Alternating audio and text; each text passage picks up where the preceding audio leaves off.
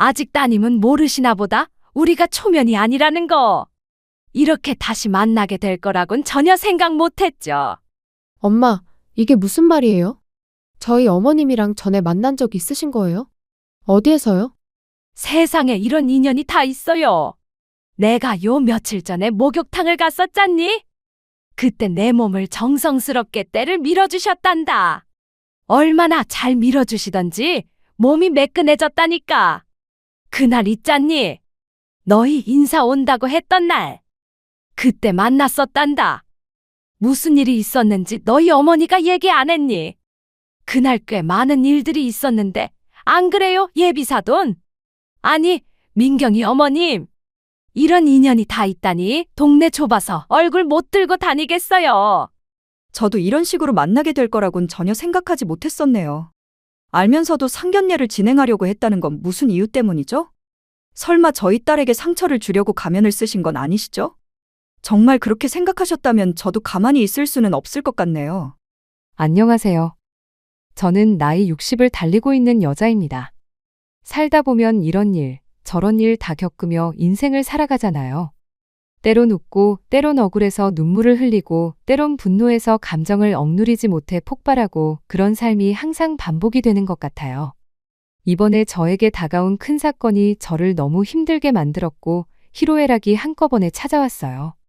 살다 보니 정말 별일도 다 있습니다. 저는 세신사로 30년째 일을 하고 있는데요.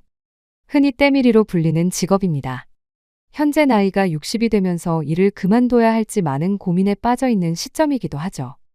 제가 이 일을 선택한 이유는 그저 건강한 체력만 있으면 얼마든지 할 수 있는 직업이었고, 어머니 뻘 되시는 어르신의 몸을 깨끗이 닦아드리고 불편한 곳을 정성껏 마사지해드리면 친정부모님께 못해드린 효도를 하는 마음이고, 활동이 부자연스러운 환자들에게는 그들의 손을 대신해서 개운함을 주기도 합니다.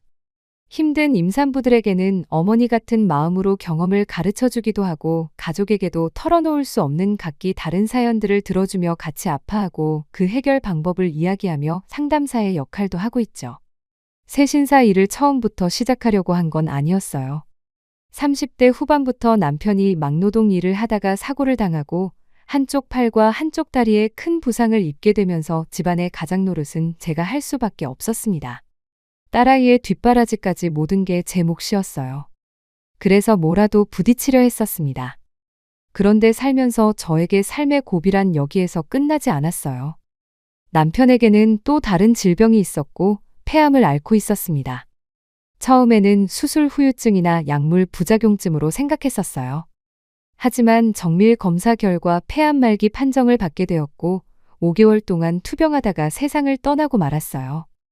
나이도 어린 딸아이를 데리고 일을 하려다 보니 쉬운 게 하나도 없었어요.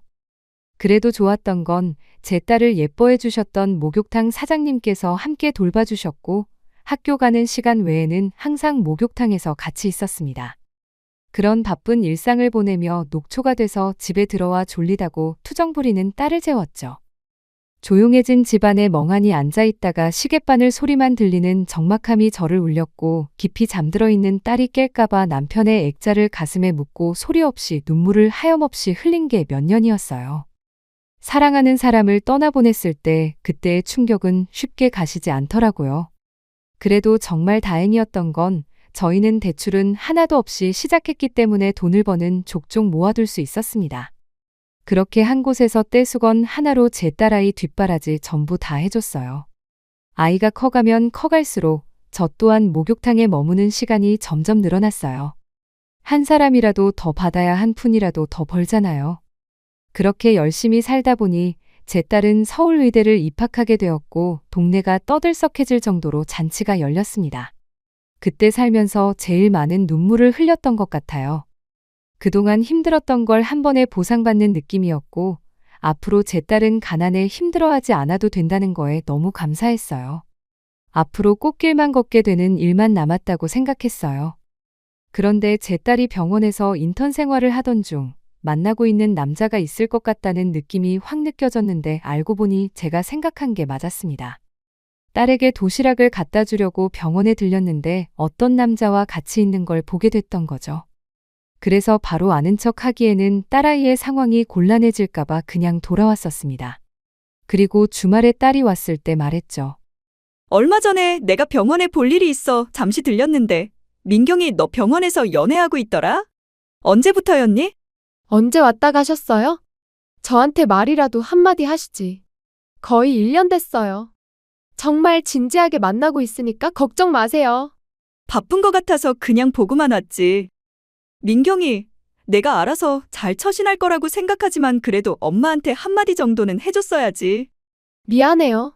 그렇지 않아도 조만간 얘기하려고 했어요. 그럼 그쪽 집안에서는 알고 있는 거야? 진지하게 만나고 있으면 결혼도 생각하고 있을 거 아니야. 만나고 있는 남자도 중요하지만 그 집안도 봐야 돼. 의사 집안이면 잘 사는 집안일 텐데. 엄마는 우리 딸이 무시당하지 않고 좋은 집안에 시집 갔으면 하는 바람뿐이야. 걱정하지 마세요, 엄마. 저번에 통화 한번 했었다며 조만간 인사드리러 가기로 했어요. 딸은 들뜬 표정을 보이고 있었어요. 저희 딸 나이가 적은 나이도 아니고 좋은 남자가 있다면 결혼해서 빨리 자리 잡아 안정된 삶을 살길 저도 원했어요. 딸에게는 말하지 않았지만 몇 번이나 병원에 몰래 찾아가 둘의 사이를 조심스럽게 지켜보고는 했습니다. 상당히 많이 가까워 보이는 사이였어요. 정말 진심으로 사랑하는 것 같은 눈빛을 주고받고 있었고 별 문제 없으면 조만간 결혼하겠다는 말이 나올 것 같아 마음의 준비를 하고 있었습니다. 그리고 예상했던 대로 딸의 입에서 결혼하고 싶다며 인사시키러 오겠다는 말을 꺼냈어요. 남자 측에는 인사드리러 언제 가냐고 물어보니 저희 집부터 방문하고 다음에 남자 측에 방문할 것 같다더군요. 주말에 둘 다 시간이 비는 날 점심 약속을 잡고 식당에서 만나게 되었습니다. 보통 집에서 많이들 하지만 저희 집이 좋지 않아 제가 분위기 좋은 식당에서 봤으면 좋겠다고 했어요. 그렇게 정식적으로 제게 남자는 처음으로 인사시켰고 밝게 웃으며 바라보는 인상이 좋아 보였습니다. 온화하고 여유로워 보이는 분위기는 저희 집안과는 차이가 많아 보였어요. 이렇게 얼굴 보게 돼서 정말 반가워요. 민경이 입에서 결혼하고 싶다는 말이 나왔을 때 얼마나 놀랐는지 몰라요. 이렇게만 봐도 둘이서 얼마나 많이 사랑하고 있는지 알 수 있을 것 같네. 서로 같은 직업이라서 공감대도 많을 것 같아요. 네, 어머님. 말씀 편하게 하세요. 아무래도 그런 것 같습니다. 대화하는 부분에 있어 서로 공감되는 것들이 많고요. 저도 많은 사람들을 만나본 건 아니지만 민경이는 언제나 밝은 모습을 잃지 않고 긍정적인 마음을 가지고 있어서 저에게 많은 활력소가 되는 사람이에요. 옆에만 있어도 민경이의 존재감이 저를 더 빛나게 해주고 힘이 되어줄 수 있다는 걸 느꼈을 때부터 민경이를 놓치면 평생 후회할 것 같다는 마음이 들었어요. 평생 민경이에게 웃음을 잃지 않게 모든 걸 다 바쳐 사랑해주도록 하겠습니다. 그러니 저희 결혼 허락해주세요. 엄마, 제 성격 알죠? 아닌 건 확실하게 끝맺는 성격이잖아요. 이 사람은 정말 저를 진심으로 사랑해주고 있어요. 그래, 무슨 말인지 잘 알겠어. 나도 서로 진심을 다해 사랑한다는 걸 알 것 같네. 그래서 결혼을 허락해주고 싶다만 아무래도 집안의 차이가 많이 날 텐데 그럼 결혼하는데 걸림돌이 되지 않을까. 우리 집안이 부유한 건 아니잖니. 그런 건 걱정하지 마세요. 저희 부모님 그렇게까지 돈 때문에 예민하신 편은 아니세요. 제가 그건 확실하게 말씀드릴 수 있을 것 같네요. 그리고 집안 차이가 뭐가 중요해요. 서로 잘 살아가면 되는 거죠. 제가 처신을 더 잘하겠습니다. 민경이와 만나는 남자는 대화하다 보니 의욕이 너무 앞선 것 같았어요. 그래서 그건 자기의 생각일 뿐 부모 입장에서는 그렇지 않을 수도 있다며 걱정하는 눈빛을 보이자 저를 안심시켜 주려고 말이 많아지기 시작했습니다. 아무래도 제가 결혼을 반대할 수도 있을 것 같다는 느낌이 들었던 것 같아요. 정말 아무 일 없이 결혼까지 한다면 저는 바랄 게 없겠지만 부유한 집안이 가난한 집안에 결혼시킨다는 건 상대적으로 다르잖아요. 그래서 걱정을 안 할 수 없었습니다. 그렇게 서로 많은 대화가 오고 가면서 이 남자가 우리 딸을 정말 사랑하고 있다는 걸 계속해서 느낄 수 있었죠. 걱정했었던 자리가 마무리되면서 한숨 돌릴 수 있었습니다. 제 직업이 목욕탕에서 남들 때를 밀어주는 직업이라는 것도 민경이가 벌써 전부 말을 했는지 정말 대단하다며 절대 아무나 할 수 있는 일이 아니라고 말을 하더라고요. 힘들게 고생해서 민경이가 좋은 직업을 가질 수 있지 않았냐며 제 손이 금손이라며 꽉 잡아주었죠. 그 노력이 손만 보면 알 수 있다고 앞으로 자기들이 잘할 테니 걱정하지 말라면서요. 결국 제 눈에 눈물을 쏟게 만들어버렸습니다. 인성 바르고 어른을 공경할 줄 아는 바른 사람이라는 걸 그때 확실하게 느꼈어요. 저는 우리 딸 잘 부탁한다며 즐거운 시간 보내고 나중에 얼굴 볼 수 있으면 그때 다시 보자고 하곤 헤어졌습니다. 집으로 돌아오는 동안 그동안 고생했던 게 한 폭의 그림처럼 스쳐 지나갔고 그 긴 시간을 참고 버텨왔기 때문에 우리 딸이 좋은 남자 만나 행복하게 살 수 있는 것 같아 보상받은 느낌이 들었어요. 집에 들어와서 남편의 사진을 바라보며 한참 동안 슬픔의 눈물이 아닌 행복의 눈물을 쏟아내었습니다. 그렇게 얼마의 시간이 흐르고 딸이 집에 들어왔어요. 자기가 만나는 남자 어땠냐고 입에 모터를 단 것 마냥 제가 느낀 점들에 대해 궁금했는지 이것저것 묻더군요. 그렇게 한참 동안 딸과 제대로 잠도 못 자고 새벽 늦게까지 대화를 이어나갔습니다. 그리고 조만간 남자 집안에 인사를 드리러 갈 것 같다며 약속 날짜까지 잡은 것 같았어요. 모든 일이 순조롭게 잘 끝나길 간절히 기도했어요. 우리 딸의 인생만큼은 어려움 없이 제대로 된 삶을 살게 해달라고 자고 있는 딸의 손을 잡고 한참 동안 하늘에 기도했습니다. 그렇게 다음 날 평소처럼 각자의 삶으로 돌아갔고 저는 제 위치에서 할 수 있는 일을 최선을 다하며 시간을 보내고 있었어요. 민경이는 저에게 점심시간 맞춰 전화를 걸었고 그 남자와 함께 영상통화로 안부를 물었습니다. 세세한 거 하나하나 신경 써주려는 모습이 보기 좋았어요. 그걸 본 목욕탕 사장님이 쪼끔했던 어린아이가 벌써 결혼하겠다고 남자 소개해준 거 보면 정말 시간이 빠르다면서 그동안 함께한 추억들 때문에 그런지 눈시울을 붉히시더라고요. 목욕탕 사장님도 민경이를 딸처럼 생각하고 돌봐주셨기 때문에 저와 같은 마음인 것 같았어요. 그렇게 하루하루 둘의 사랑을 옆에서 지켜보다 보니 어느새 주말이 찾아왔고 여유롭게 저녁 약속으로 시간을 잡은 것 같았습니다. 워낙 바쁘신 분들이라서 시간 약속이 몇 번이나 미뤄졌다고 하더라고요. 저는 사람이 많은 주말에 한 푼이라도 더 벌기 위해서 열심히 일을 했습니다. 점심시간이 다가와 목욕탕 정리를 하고 있는데 어떤 손님이 저를 부르더라고요. 그래서 무슨 일인지 물어보니 지금 당장 때를 밀어달라는 손님이었습니다. 새벽부터 쉬지 않고 일해서 그런지 체력적으로 힘든 부분도 있었지만 점심시간이라 시간을 놓치면 저녁 때까지 아무것도 먹지 못해 양해를 구했어요. 지금 점심시간이라서 어느 정도 휴식을 해야 할 것 같아 잠시 목욕하고 계시면 금방 돌아올 테니 잠시만 기다려 주실래요? 뭐라고요? 손님이 지금 요구를 하는데 점심을 먹으러 가겠다고요? 제가 그렇게 한가한 사람처럼 보이세요? 오랜만에 목욕탕 왔더니 손님 대응을 이딴 식으로 해? 점심 먹을 시간에 손님 때 한번 밀고 돈 더 벌 생각을 해야죠. 배가 불렀어요. 시간 없으니까 잔말 말고 빨리 때 좀 밀어봐요. 요즘 몸에 각질이 많이 생겨서 신경 쓰여 죽겠는데 오늘 저녁에 아주 중요한 일이 잡혀 있다고요. 저기 누우면 되는 거죠? 뭐 해요? 빨리 오지 않고 시간 없다니까?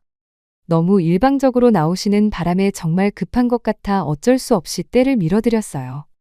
목욕탕 사장님은 점심시간인데도 제가 나오지 않자 목욕탕으로 들어오셨습니다. 제가 점심도 거르고 일을 하고 있는 모습에 점심시간인데 뭐 하는 거냐고 눈짓을 보이길래 먼저 먹으라며 손짓했어요. 매일 점심을 같이 먹거든요. 1시간 정도 늦게 먹는다고 해서 크게 달라질 건 없기 때문에 정성껏 때 밀어드렸습니다. 그런데 무슨 요구사항이 그리 많은지 처음부터 자기가 말하는 대로 움직이지 않으려 해서 그런지 기분 나쁜 말투로 계속 제 심기를 건드렸습니다. 손님의 요구에 맞게 해드리기는 했지만 저도 슬슬 짜증이 올라오기 시작했어요. 그래도 이런 사람 처음 겪은 것도 아니라 참고 넘어가려 했습니다. 그런데 얼마나 잘난 사람이길래 사람을 자기 발보다 미친 것처럼 대하려고 하는 행동 때문에 더 이상 참지 못했어요. 저기요, 그렇게 밀어서 내가 밀려요?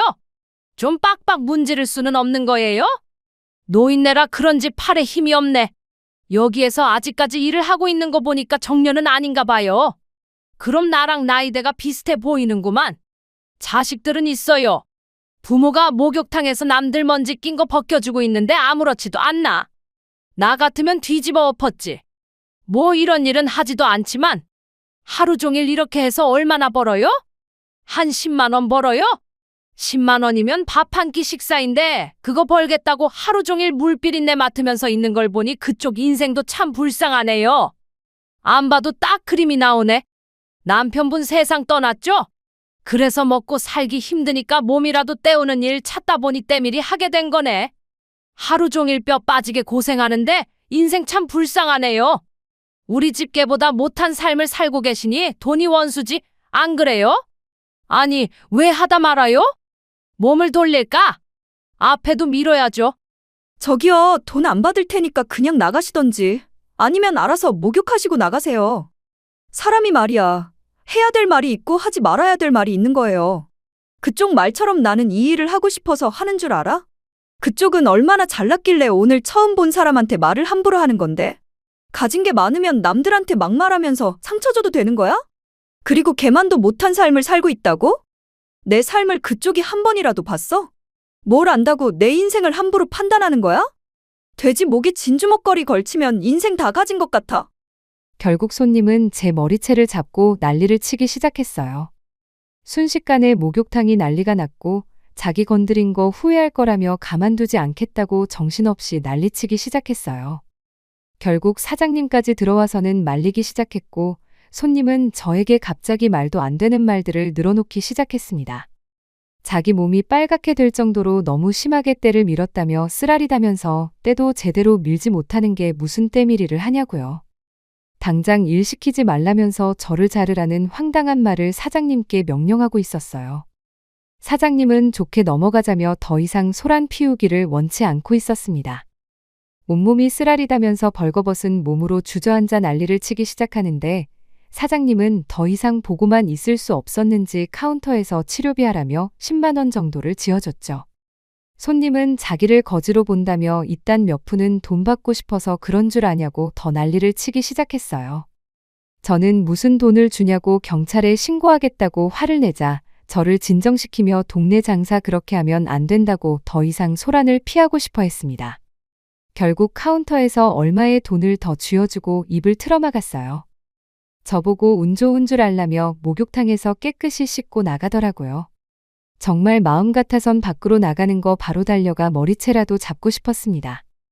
살다 저런 사람 처음 봤고 사장님이 건넨 돈 30만 원이 너무 아까웠어요. 그렇게까지 할 필요 없다고 불만을 털어놓자 소문이 무섭다면서 저런 사람 함부로 건드렸다가 손님 끊기는 수가 있다며 웬만해서는 그냥 넘어가자고 쓴 웃음을 지었어요. 그런 모습에 너무 죄송스러워 제 월급에서 30만 원 제외하고 달라고 하니 그럴 필요 없다며 우리 사이가 30년인데 신경 쓰지 말라면서 흥분한 저를 진정시켜 주었습니다. 그날 하루 종일 기분이 좋지 않은 상태로 일을 끝냈고 사장님과 오래간만에 맥주 한잔 하면서 그날 받은 스트레스를 풀어버렸어요. 그렇게 한참 동안 이런저런 대화를 나누다 딸의 전화에 집으로 들어왔고 얼굴 표정을 보니 밝아 보였습니다. 괜찮았냐고 물어보자 자기를 좋게 봤다며 조만간 상견례 날짜 잡고 싶다는 말까지 나왔었다고 들떠있는 모습에 저도 덩달아 기분이 좋아 보였습니다. 그래서 어떤 식으로 진행이 됐고 남자 측 부모님은 정말 괜찮았는지 궁금한 건 전부 다 물어보며 한참 동안 대화했어요. 아무래도 집안에 대해서 물어봤을 것 같아 어떻게 나왔는지 물어봤습니다. 전혀 나쁘게 생각하지 않으시던데요. 엄마 목욕탕에서 일한다고 했는데 엄청 대단하시다고 되려 존경스럽다는 말까지 나왔다니까요. 나는 엄마가 하는 일 전혀 부끄럽게 생각하지 않아요.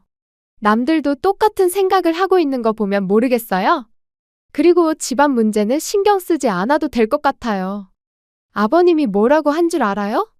저희 쪽이 없으면 자기들이 채워주면 되는 거고 서로 부족한 건 맞춰가면 되는 거라 절대 부담 갖지 말라고 했어요.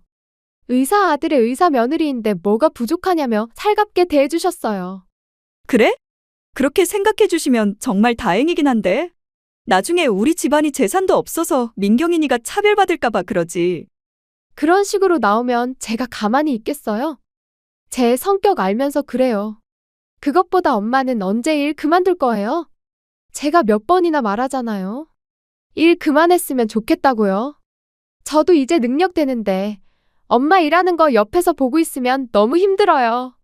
이제 좀 편히 쉬었으면 좋겠어요. 용돈 넉넉히 드릴 테니까 조만간 목욕탕 일 정리하세요. 사장님이랑 대화해봤어요? 일 그만두면 오히려 병낼 것 같아서 그래. 그리고 요즘에는 그냥 운동 삼아 하는 거지. 사장님이랑 알고 지낸 지 30년이 넘었는데 일 그만두면 그 자리가 얼마나 크게 느껴지겠니? 지금은 그냥 말동무나 하려고 나가는 거야. 그런 건 내가 알아서 할 테니까 너희들이나 신경 쓰도록 해라. 앞으로 일도 많은데 그런 것까지 신경 쓰면 머리 아프겠다. 제가 점점 나이가 많아지다 보니까 딸은 그만했으면 좋겠다고 생각하는 것 같았어요. 그렇지만 제가 이 일을 버릇처럼 하게 된 거라 그만두게 되면 우울증이 올 것 같아 걱정도 되었습니다. 무슨 일이든 열정적으로 했다가 그 자리에서 내려오면 허탈감과 공허함이 찾아오잖아요. 그리고 사장님과 함께한 세월이 있어서 할 수 있을 때까지는 하고 싶었습니다. 저희에게 도움도 많이 주신 분이라 같이 늙어가는 처지에 같은 시간을 쓰고 싶었어요. 딸은 씁쓸한 표정을 지으며 피곤했는지 방으로 들어갔어요. 딸의 걱정과 마음을 모르는 거 아니지만 마음만 받기로 했습니다. 그렇게 서로 바쁜 일상을 보내며 민경이는 상견례 준비도 하면서 결혼 준비까지 정신없이 진행하고 있었어요. 점점 상견례 날짜가 다가오니까 저도 모르게 긴장이 되더라고요. 시간은 멈추지 않았고 상견례를 하기 위해 아침 일찍 딸과 저는 미용실에서 신경도 쓰고 최대한 첫인상이 좋게 보이려고 나름 신경을 쓰고 나갔습니다. 점심 약속 늦지 않게 일찍 출발했죠. 그렇게 예약된 자리에 앉아 타들어가는 목을 찬물로 달래고 있는데 때마침 예비 사위 측도 밝게 웃으며 들어오고 있었습니다. 저희는 자리에 일어나 반갑게 인사를 건넸고 서로 얼굴을 보며 웃고 있는데 저와 눈이 마주친 예비 안사돈의 얼굴을 보고 경악을 하고 말았어요. 충격적이게도 얼마 전 목욕을 하러 오셨던 진상 손님이었어요. 이미 알고 있었다는 듯 해맑게 웃으며 저를 빤히 쳐다보고 있었고 저는 너무 당황스러워 안절부절 못하기 시작했습니다. 아무래도 딸에게 목욕탕에서 일한다고 들었을 때 이것저것 물어본 것 같았는데 이 사람은 미리 알고 있었던 것 같았어요. 저는 시선을 다른 곳에 두며 그때의 상황들이 다시 떠올라 손이 부들부들 떨리기 시작했습니다. 아무것도 모르는 딸과 예비사위는 제가 긴장한 줄 알고 미리 준비해왔다며 양가 부모님께 청심환을 건네주더군요. 사돈 어른은 호탕하게 웃으면서 대화하면서 전부 입에서 한약 냄새가 풍길 것 같다며 뭐가 그리 웃긴지 기분이 좋아 보였습니다. 안사돈은 저를 빤히 쳐다보며 청심환을 질겅질겅 씹으며 날카로운 눈웃음으로 시선을 떼지 않고 있었어요. 제가 계속해서 불안한 모습을 보이자 안사돈이 저를 보며 말을 꺼냈고 분위기는 순식간에 안 좋아졌습니다. 아직 따님은 모르시나 보다. 우리가 초면이 아니라는 거. 이렇게 다시 만나게 될 거라곤 전혀 생각 못했죠. 엄마, 이게 무슨 말이에요? 저희 어머님이랑 전에 만난 적 있으신 거예요? 어디에서요? 세상에 이런 인연이 다 있어요. 내가 요 며칠 전에 목욕탕을 갔었잖니? 그때 내 몸을 정성스럽게 때를 밀어주셨단다. 얼마나 잘 밀어주시던지 몸이 매끈해졌다니까. 그날 있잖니? 너희 인사 온다고 했던 날. 그때 만났었단다.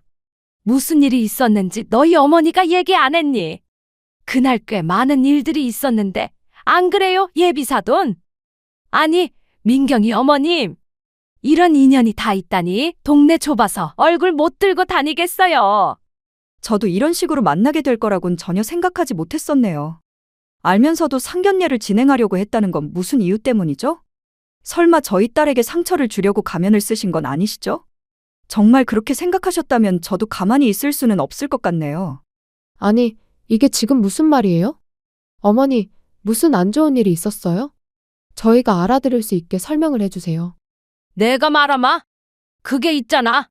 내가 그날 너무 바빴잖니? 그래서 점심시간대에 들어가게 된 거야. 그래서 제발 부탁한다며 사정사정 얘기했지. 눈물까지 흘렸다니까. 왠 줄 알아? 때를 안 밀어주겠다는 거야. 점심 먹어야 된다고. 그래서 간절하게 부탁하니까 마지못해 해주시더라고. 그것도 엄청 감정을 실어서 빡빡 문대는 바람에 여기 봐봐라. 빨갛게 됐지? 내가 얼마나 상처받았는지 아니? 그래서 서운해서 몇 마디 했더니만 난리를 치면서 내 머리채를 잡았다니까. 그래서 목욕탕이 난리가 아니었어? 저는 안사돈의 거짓말에 자리에서 벌떡 일어났고 안사돈의 말을 듣고 있던 딸과 예비 사위는 정말 그런 거냐며 저를 의심하고 있었습니다. 당연히 그런 거 아니라고 했지만 뱀의 혀를 가진 안사돈은 눈물을 보이는 연기까지 하면서 어떻게 그럴 수 있냐고. 기분 좋은 상견례 날 너무 빨리 망쳐버려 미안하다더군요. 자기 감정이 추슬러지지 않는다고. 그날의 기억이 잊히지 않아 마음고생 심했답니다. 그러더니 자기 남편의 어깨에 털썩 기대더니 펑펑 울더라고요. 정말 너무 어이가 없었습니다. 거짓말이야. 어차피 밝혀지게 될 거 저런 식으로 나와서 저를 나쁜 사람으로 만들려고 하는 모습에 너무 화가 치밀어 올랐어요. 딸은 재차 정말 제가 그런 거냐고 물어봤어요. 실망하려는 눈빛을 보내려는 딸에게 단호한 눈빛을 보내며 절대 그런 거 아니라며 제 입장의 상황을 얘기했고 누구의 말이 맞는 거냐고 모두들 당황해하고 있었습니다. 안사돈은 이 결혼은 할 수 없을 것 같다며 먼저 결혼 거부 의사를 밝히면서 입에 담지 말아야 할 말을 꺼내게 되면서 저도 모르게 제 앞에 있던 물김치를 들어 안사돈 면상에 끼얹어 버렸네요. 내가 이런 말까지 안 하려고 했는데 아들. 내가 항상 얘기했지. 못 사는 집안이랑은 결혼 자체를 진행하면 안 된다고. 봐봐라, 인성 나오잖니? 가진 거 없는 사람들은 가진 게 많은 사람들을 어떻게 해서든지 이용해 먹으려고 온갖 거짓말을 한다니까. 더군다나 사돈 어른도 없이 자라온 환경을 봐봐라. 얼마나 악착같이 살아왔겠니? 그럼 그 삶이 순탄치가 아니니까 어떻겠어. 성격도 더럽겠지. 엄마가 하는 말 들어야 아들도 삶이 평탄한 거다. 혈압 올라서 더 이상 말하기 힘드니까 그만 돌아가자. 딸 하나 의사 만들었다고 부잣집에 엮어서 인생 피려고 하는 무임승차 같은 더러운 마음씨 그만 버리고 가서 때나 밀고 사세요. 당신 말이 좀 심한 거 아니야? 아무리 그래도 그렇지. 여기가 어떤 자리인데 말을 그런 식으로 하는 거야. 지금 그렇게 하는 말은 우리 아들에게도 상처인 거 몰라? 여기 자리가 감정 싸움 하려고 나온 자리야. 왜 이렇게 생각이 없어? 내가 뭘 잘못했어? 아휴, 정말 죄송합니다. 아무래도 저희가 잘못한 것 같은데 용서해 주십시오. 어떤 상황이었는지 대충 알 것 같네요. 일단 오늘은 돌아가고 상황 정리된 다음 그때 다시 연락을 드리든지 하겠습니다. 기분 좋게 아침부터 준비하셨는데 다시 한번 정말 죄송합니다. 당신 지금 저 때밀이 노인네 편드는 거야? 내 편이 아니라. 어떻게 그럴 수 있어? 당신 조용히 안 해? 내 말이 거짓말이라고 생각하는 거야? 저런 거지 집안 볼 필요도 없다고? 그럼 내가 목욕탕에 일부러 찾아간 게 뭐가 돼? 아빠도 없이 엄마는 때밀이 해. 저런 거지 집안과 떼어놓으려고 일부러 찾아간 내가 뭐가 되냐고. 무슨 연락을 드려? 오늘 이후로 끝인 거지. 왜 우리가 죄송해야 하는 건데? 순간 울컥한 나머지 결국 식탁에 있던 물김치 한 사발을 얼굴에 끼얹게 되면서 순식간에 상견례장은 풍비박산이 나고 말았어요. 딸은 그 자리에서 울고 불고 난리가 났고 예비사위는 어쩔 줄 몰라 하고 있었습니다. 결국 제가 딸의 손을 잡고 상견례장을 먼저 나왔어요. 딸은 너무 순식간에 일어난 일들 때문에 진정이 되지 않았는지 숨조차 쉬기 힘들어했고 예비사위는 걱정이 되었는지 뒤따라 나왔어요. 모든 게 미안하다며 딸의 손을 잡았지만 이미 딸은 마음의 정리를 한 것 같았어요.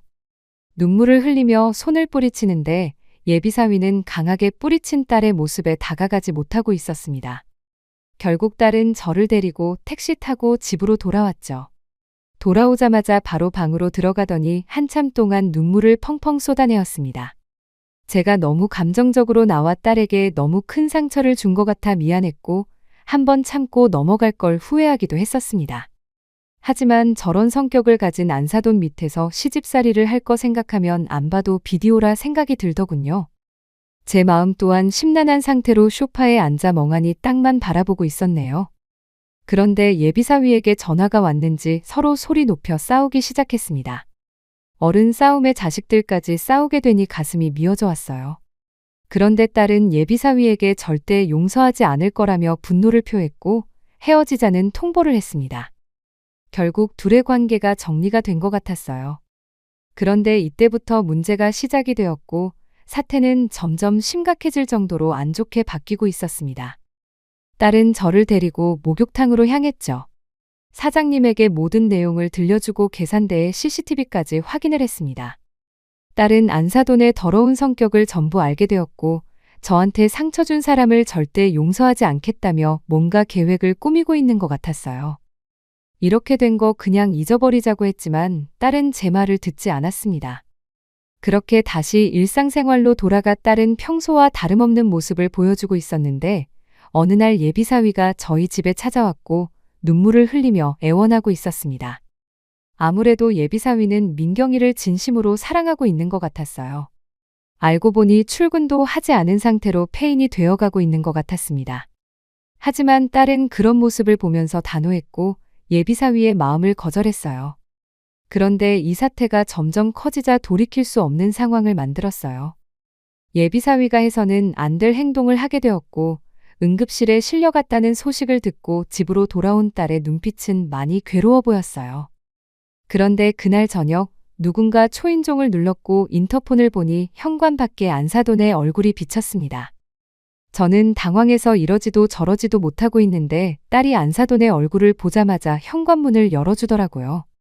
안사돈은 딸의 눈치를 보며 잠시 들어가서 얘기 좀 하면 안 되냐고 물어보자 이런 누추한 곳에 발들이는 것조차 끔찍할 정도로 싫어하실 텐데 뭘 들어오냐고 화를 냈어요. 당장 나가세요. 얼굴 보고 싶지 않으니까. 이미 다 끝난 사이인데 왜 찾아오신 거죠? 분명 병원에서 싫다고 말했잖아요. 내가 이렇게 무릎 꿇으마. 제발 용서해다오. 이러다 진짜 우리 아들 돌이킬 수 없으면 어떡하니? 전부 다 내가 잘못했다. 우리 아들을 일단 살리고 봐야 하지 않겠니? 너도 아직까지 사랑하고 있잖아. 제발 부탁이다. 내가 이렇게 싹싹 빌게. 저한테 왜 잘못을 빌어요? 저희 엄마한테 잘못한 거 아니에요? 제가 모를 줄 알았어요. 목욕탕 가서 CCTV 다 확인하고 왔어요. 정말 인성이 아주 바닥을 치시더라고요. 당신이 뭔데 우리 엄마를 그런 식으로 대해? 내가 정말 미안하다. 그리고 당장 30만 원 주세요. 오히려 영업방해한 그쪽이 우리 엄마한테 손해배상을 해야 된다고요. 빨리 30만 원 안 꺼내. 그리고 우리 엄마한테 가서 손이 발휘되도록 싹싹 빌어요. 그래도 내가 마음이 풀릴지 모르겠지만 진심으로 잘못을 뉘우치는 모습을 보여주라고요. 딸의 말이 끝나자마자 그 여자는 급하게 지갑에서 30만 원을 꺼내 딸의 손에 쥐어줬고 저에게 와서 제 발목을 잡고 곧 기절할 것처럼 오열을 하며 용서를 구하고 있었습니다. 딸은 그런 모습을 지켜보며 진심이 안 느껴진다고 더욱더 크게 화를 내기 시작했고 그 모습에 놀란 그 여자는 몸이 땅에 달라붙을 정도로 납작 엎드려 바닥이 한강이 될 정도로 눈물을 흘리면서 용서해달라고 애원하고 있었습니다. 저는 그런 모습에 자식 가진 입장으로 충분히 이해가 돼서 그만하라며 일으켜 세웠고 사과는 받을 테니 그만 돌아가달라고 했어요. 그 여자는 딸의 손을 잡으며 한 번만 자기 아들에게 가달라는 말을 끝으로 돌아갔습니다. 그제서야 딸은 털썩 주저앉아 몸을 웅크린 채 눈물을 흘렸고 그 모습을 아무 말 없이 뒤에서 안아줬습니다. 그렇게 딸은 예비 사위와 만나서 극단적으로 헤어진 게 아닌 많은 대화를 한 후에 헤어진 것 같았어요. 그런데 문제가 하나 생겼어요. 예비 사위의 정신 건강에 문제가 생긴 것 같았습니다. 수술을 할 수 없을 정도의 정신적인 충격 때문인지 손을 계속 떨었고 결국 의사직을 내려놓겠다는 결정을 한 것 같았어요. 너무 처참한 결과에 가슴이 아팠지만 사람의 생명을 다루는 문제에 있어 손을 떤다는 건 심각한 상황이었죠. 모든 건 그 여자의 잘못된 행동으로 인해 시작이 된 결과였습니다. 자신의 결과를 받아들이고 충분하게 뉘우쳤는지 모르겠지만 다시 한번 과거의 행동을 돌아봤으면 좋겠어요. 현재 저희는 아무렇지도 않은 듯 일상을 보내고 있습니다. 딸에게도 분명 엄청난 상처가 되었을 테지만 현재까지 잘 버텨주고 있는 것 같아요. 저희 딸이 앞으로 살아가면서 조금이나마 힘이 날 수 있게 여러분께서 위로의 한마디 해주셨으면 좋겠어요. 앞으로의 인생에 도움이 될 만한 말 한마디면 저는 바랄 게 없겠네요. 제 사연 들어주신 분들 어떤 일이든지 행동이나 말을 하기 전에 한 번 더 생각하고 움직이시길 바랍니다. 나중에 어떤 식으로든 자신에게 배가 돼서 돌아가는 것 같습니다. 감사합니다.